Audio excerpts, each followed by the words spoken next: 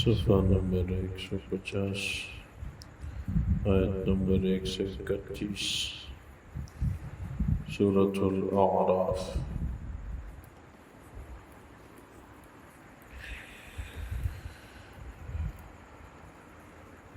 اعوذ باللہ من الشیطان الرجیم، بسم اللہ الرحمن الرحیم۔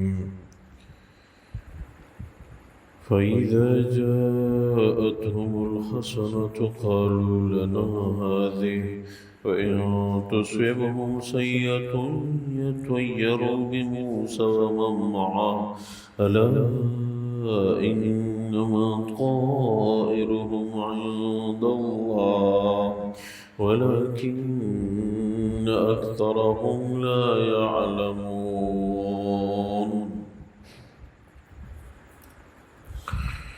اللہ تبارک و تعالیٰ فرماتے ہیں فَإِذَا جَاءَتْهُمُ الْحَسَنَةُ قَالُوا لَنَا هَٰذِهِ، جب ان پہ اچھائی کا زمانہ آتا تو قبطی لوگ کہتے، آل فرعون کہتے کہ یہ ہماری برکت ہے، وَإِن تُصِبْهُمْ سَيِّئَةٌ يَطَّيَّرُوا بِمُوسَىٰ وَمَن مَّعَهُ، اور اگر کوئی مشکل حالات آتے تو اس کی نحوست موسیٰ علیہ السلام اور اس کے ساتھیوں پہ ڈال دیتے۔ الا انما طائرهم عند اللہ، اے لوگو سن لو، نحوست اللہ کے علم میں ہے ان لوگوں کی، ولیکن اکثرهم لا يعلمون، لیکن اکثر لوگ نہیں جانتے۔ وقالوا مهما تأتنا به من آیۃ لتسحرنا بها، یہ لوگ کہتے کہ آپ جیسی کیسی نشانی بھی ہمارے ہاں بطور جادو پیش کریں، فما نحن لک بمؤمنین، ہم آپ پہ ایمان نہیں لاتے۔ فارسلنا علیہم الطوفان والجراد والقمل، تو ہم نے ان پہ طوفان بھیجا، ٹڈیاں بھیجی، جوئیں بھیج دی، والضفادع اور مینڈک، والدم آیات مفصلات اور خون وغیرہ کی واضح کھلی ہوئی نشانیاں، فاستکبروا وکانوا قوما مجرمین، انہوں نے تکبر کیا اور وہ واقعی مجرم قوم تھی۔ اللہ تبارک و تعالی ان آیات مبارکہ میں بھی موسیٰ علیہ السلام کی قوم اور آل فرعون یعنی قبطیوں کا تذکرہ فرما رہے ہیں۔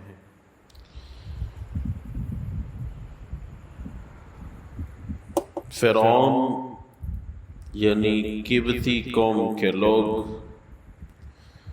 جب اچھے حالات آتے تو کہنے لگتے دیکھو یہ ہماری برکتیں ہیں، اگر کوئی مشکل حالات کا سامنا کرنا پڑتا تو پھر کہنے لگتے کہ یہ موسیٰ علیہ السلام اور ان کے ساتھیوں کی بے برکتی ہے۔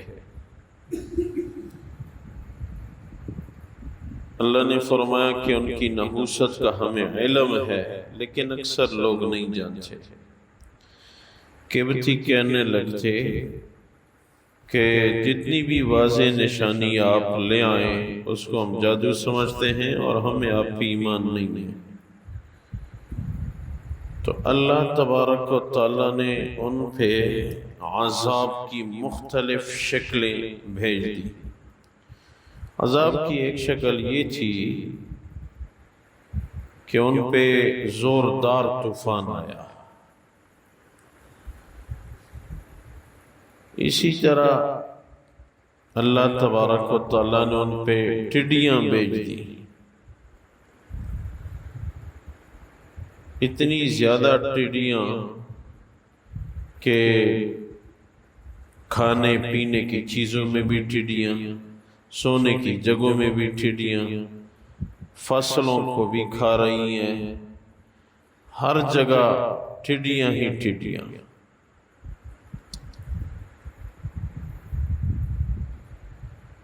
اسی طرح قمل کہتے ہیں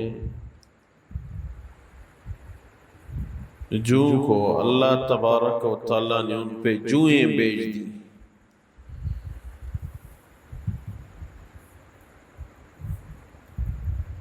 جوئیں اتنی زیادہ تھیں کہ ہر جگہ پہ موجود، گھروں میں،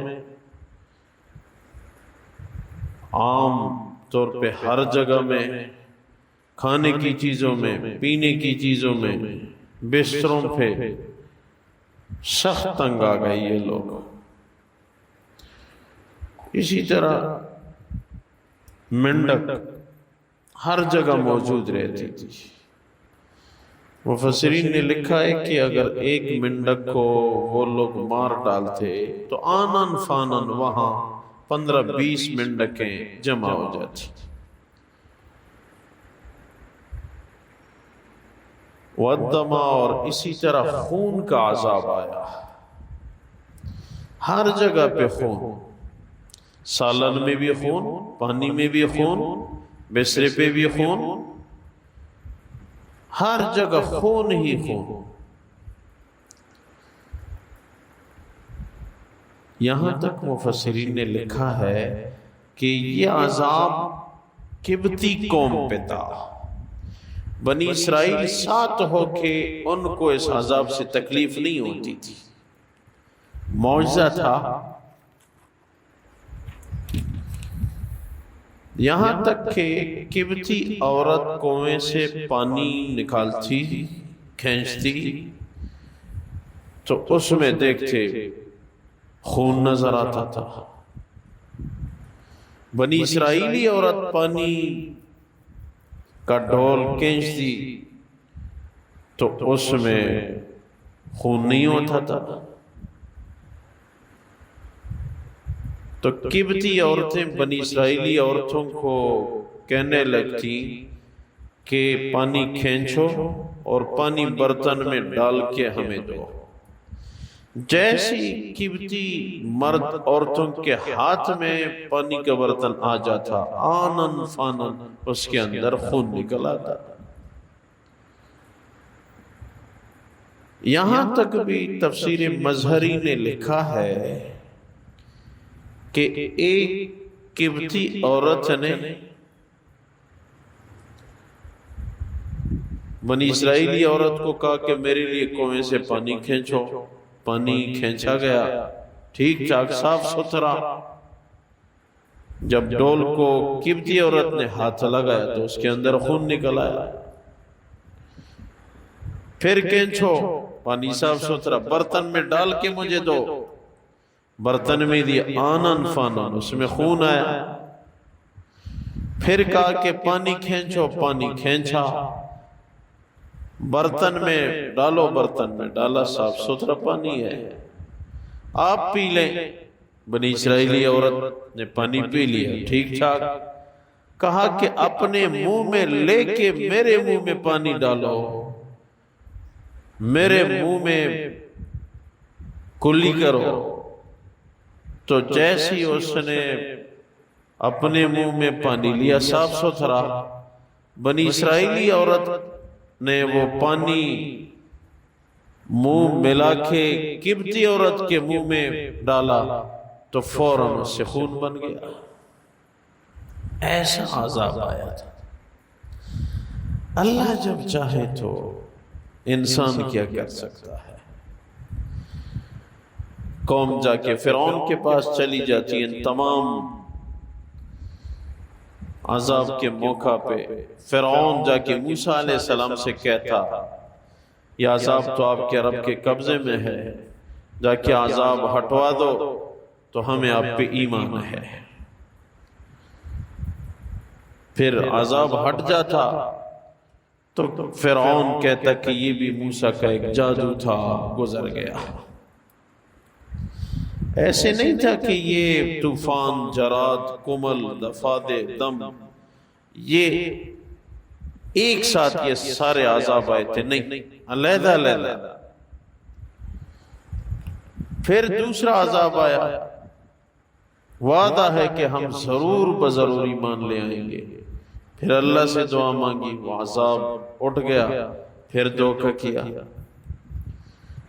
مزاج ہی دھوکہ تھا فرعون کا، بار بار ان کو آزمایا گیا، شاید اسی دفعہ ایمان لے آیا۔ ان تمام عذاب کا تذکرہ کر کے تفسیر کے اساتذہ فرمایا کرتے تھے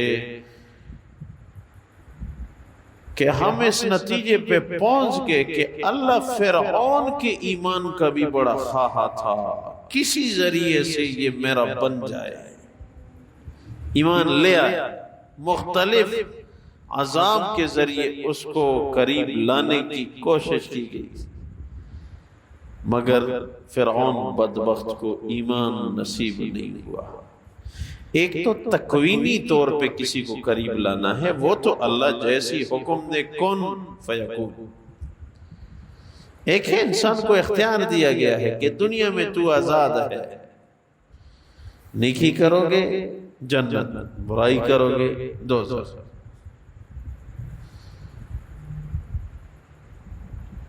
اور ٹڈیوں کے متعلق یہ بھی حدیث ہے کہ قرب قیامت کی نشانیوں میں سے ایک نشانی یہ ہے کہ سب سے پہلے جس مخلوق کا خاتمہ ہوگا دنیا سے وہ ٹڈی ہوگی۔ حدیث میں ہے، مشکات شریف کی حدیث ہے، عمر فاروق رضی اللہ تعالیٰ عنہ کے مبارک دور میں مدینہ منورہ میں ٹڈیاں نظر نہیں آ رہی تھی، ڈر گئے، خوفزدہ ہوئے، فرمایا میرے نبی نے فرمایا تھا حیات تھے کہ صحابہ یاد رکھو قیامت کے قریب سب سے پہلے جن مخلوق کا خاتمہ ہوگا وہ ٹڈیاں ہوں گی۔ مدینہ منورہ کے آس پاس مجھے ٹڈیاں نظر نہیں آ رہی۔ ایک آدمی کو گھوڑا دے کے عراق بھیجا، جا کے عراق میں دیکھو ٹڈیاں ہیں کہ نہیں ہیں، تو لے آنا، مجھے دکھا دینا۔ ایک آدمی کو شام کی طرف بھیجا اور ایک روایت ہے کہ یمن کی طرف بھیجا، جا کے ٹڈیاں لے آؤ۔ تو جو عراق گیا تھا وہ جو واپس آیا، حدیث میں ہے کہ ایسے مٹھی بھر ٹڈیاں عمر فاروق کے سامنے پھینک دی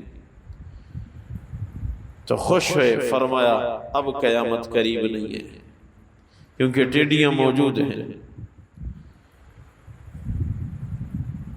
ابھی تو یہ ہے کہ قرب قیامت کی بہت ساری نشانیاں، فتنوں پہ فتنے۔ ہمارے نبی نے ارشاد فرمایا قرب قیامت میں فتنے ایسے آ پڑیں گے جیسے تسبیح کی تار ٹوٹ جائے تو اس کے دانے مسلسل گر رہے ہوں زمین پہ، ایسے مسلسل فتنے آئیں گے۔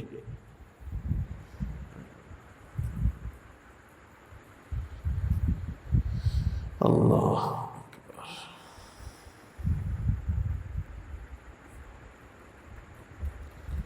ایک ساتھی فرمانے لگے، بڑی عمر کے تھے،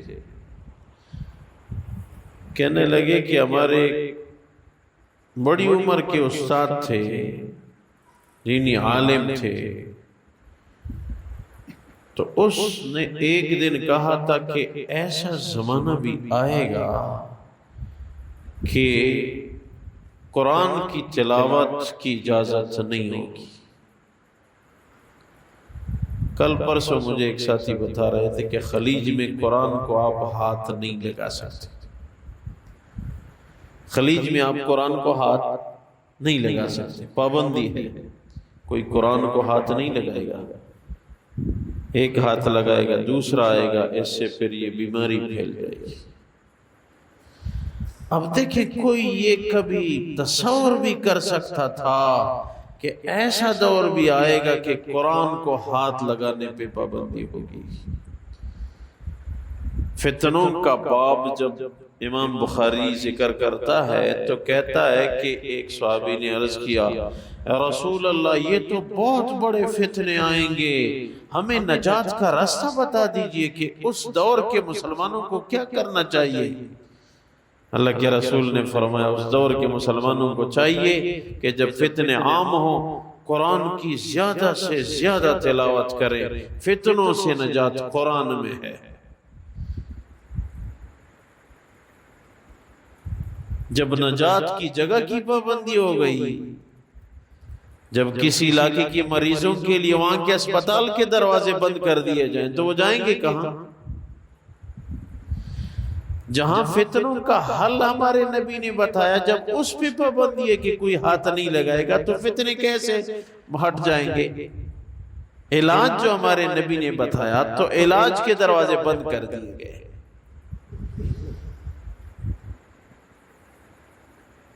اللہ اکبر۔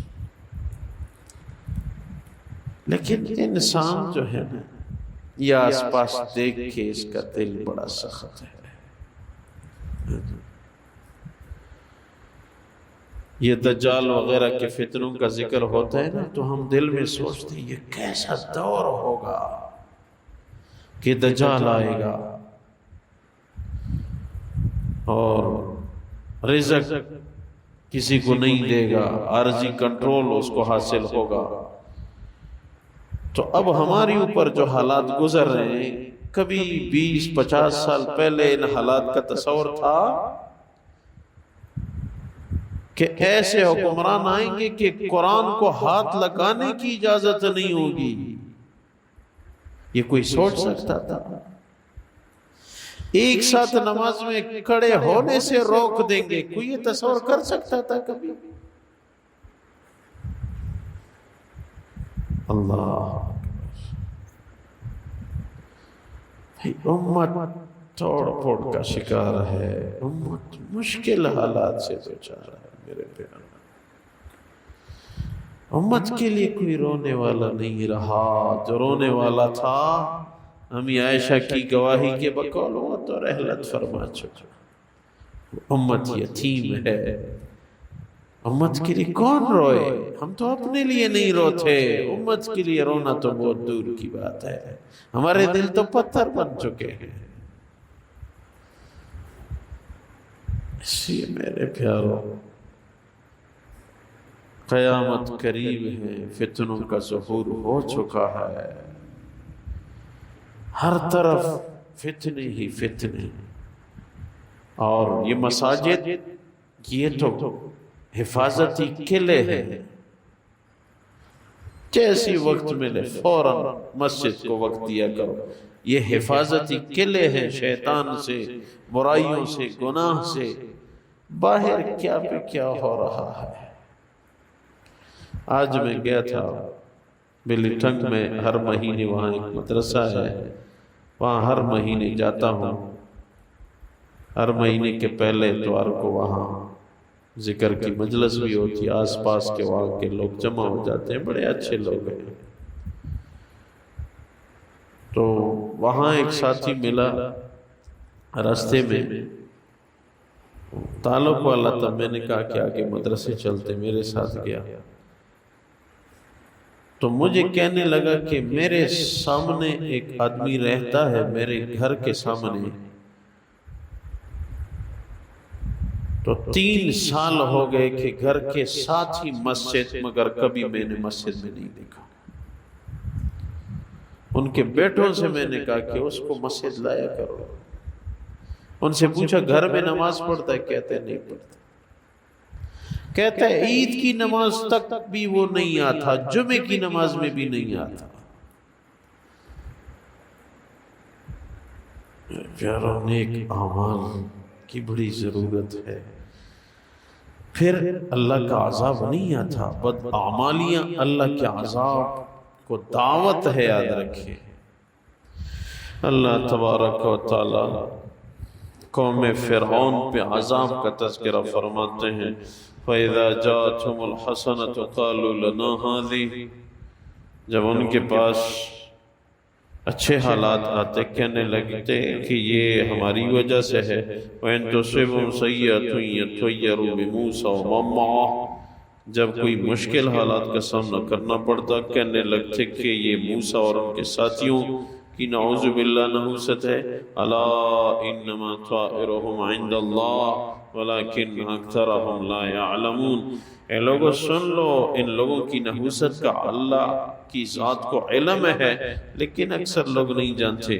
وقالوا مهما تأتنا به من آیۃ لتسحرنا بها۔